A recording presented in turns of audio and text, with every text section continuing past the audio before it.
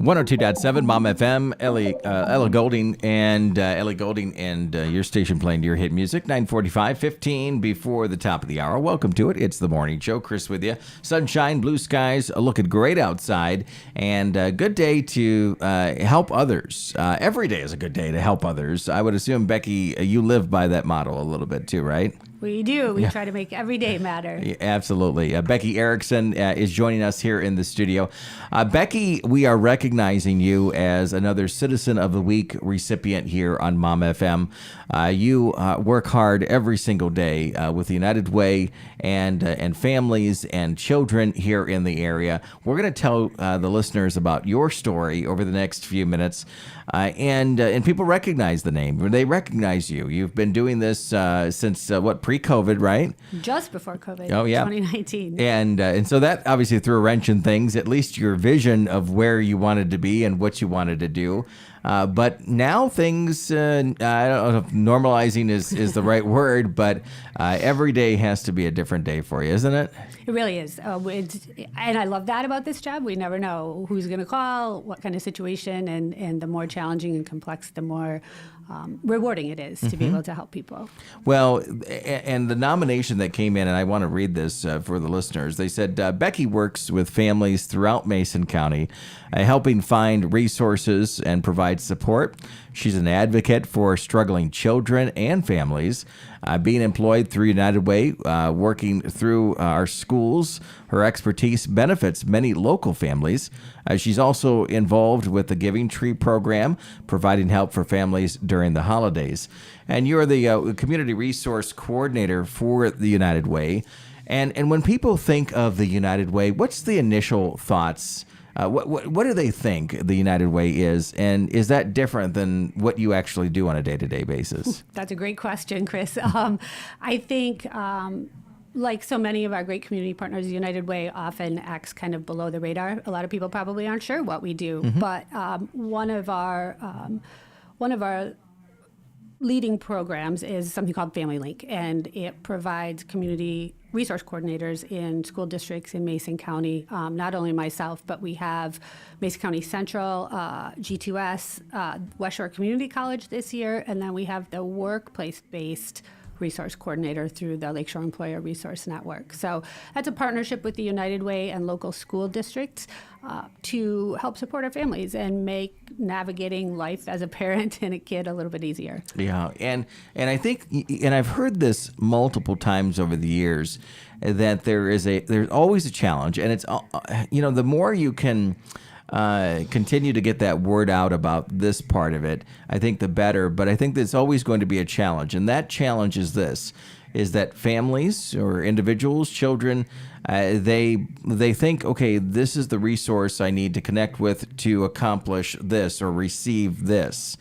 But it can be very confusing or even kind of cobwebbish, if that makes sense, right? Yeah, absolutely. That's an understatement. And I think we've seen that exaggerated during COVID.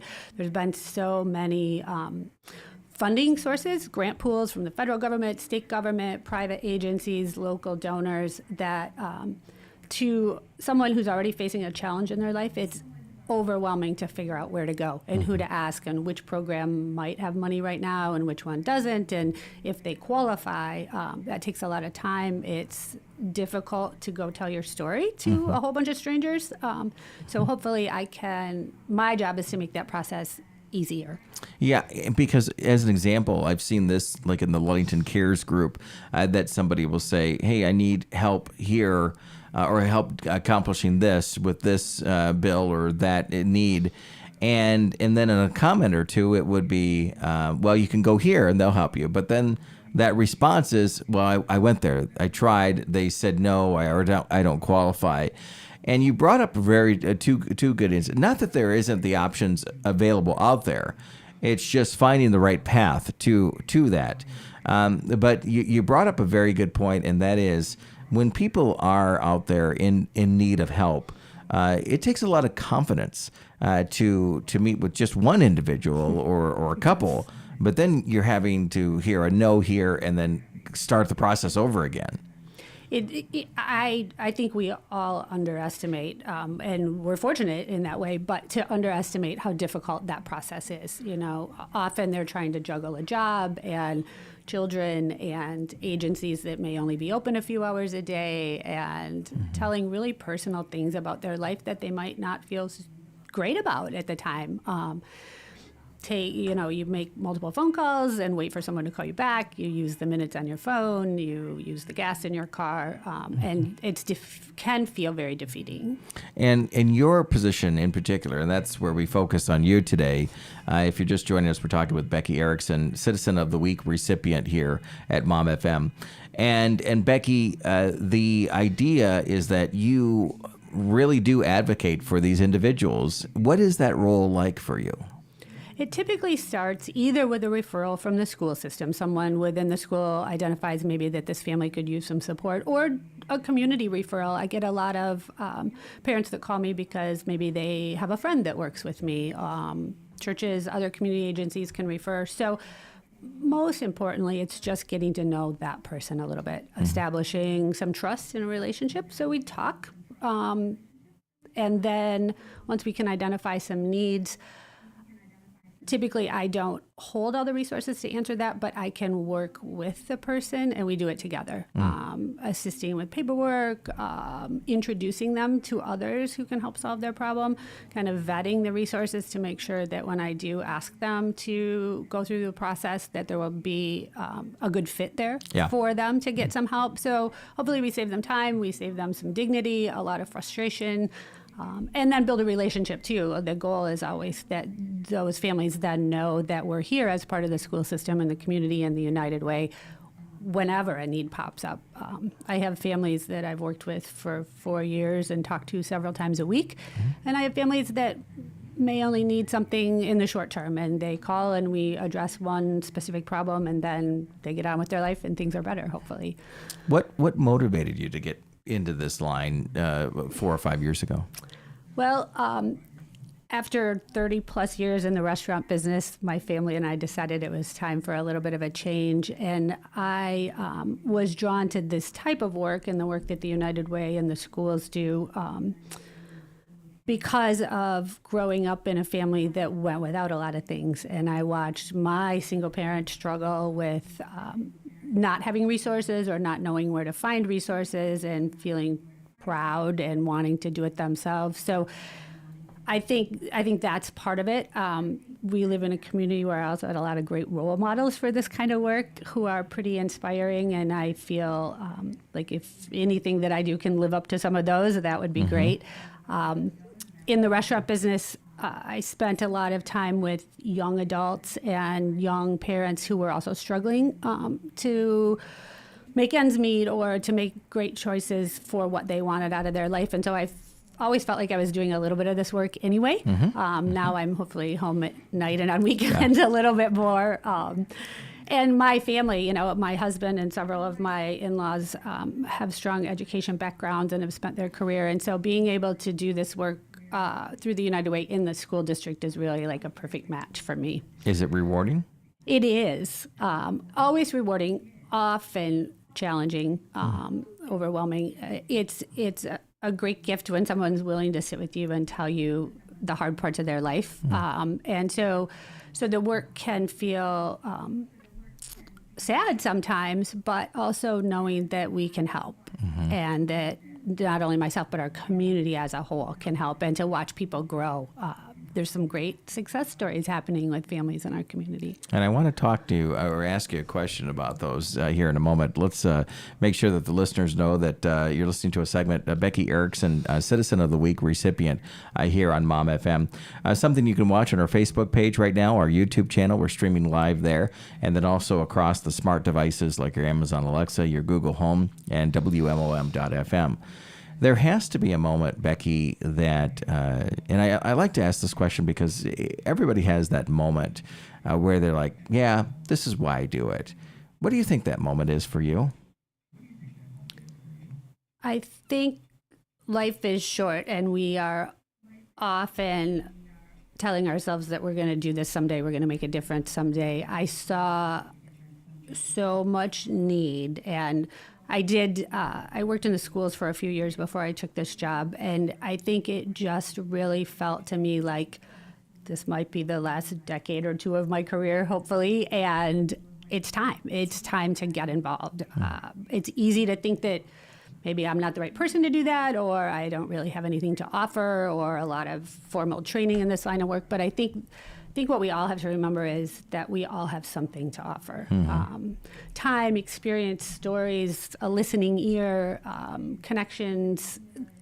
Every single one of us can participate in our communities and families in a positive way and matter. Like, we need all of us. So it was time for me. And you obviously are helping and inspiring others, but do you have somebody in your life that inspires you? That's a tough question. Yeah. I do. I have several. In my work in the Ludington schools, I was really fortunate to work with and learn a lot from several people. Mark Boone, Amy Marsh, Christy Zimmerman. My husband is a great inspiration and an educator and an incredibly patient man as I drag him onto all sorts of things associated with my work. I think, I hesitate to make a list because I know I would leave someone out, but I feel very fortunate because every day I stop in my work and think about what would some of those people do when I'm faced with tricky situations. Absolutely. Becky, what about, we talk about a lot of the positives, moving the bar forward and helping others, but there has to be those moments where you're frustrated or there's challenges. What does that look like? How do you overcome that? I think my family would tell you I'm, as my husband says, politely persistent or stubborn.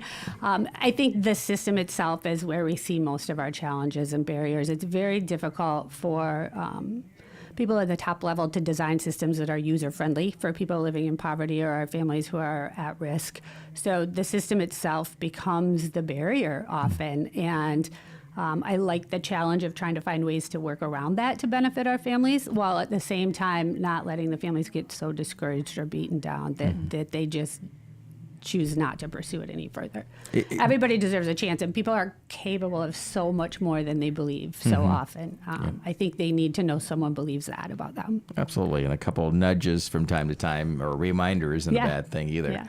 As we wrap up this morning, we appreciate you coming in this morning. We have some items for you that we want to give to you. But before that, what do you think? What's the message that you could put out there that would inspire somebody to kind of step out of their kind of same normal routine, daily routine, and say, you know what, I can help somebody else? Because sometimes it's like, okay, well, do I have time to do that? Or what's the door that I walk through to start that movement? What's your words for that individual that might be listening or watching right now?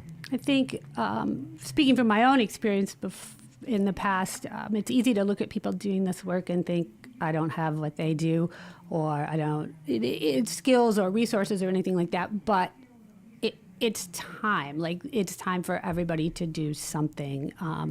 Find that within yourself.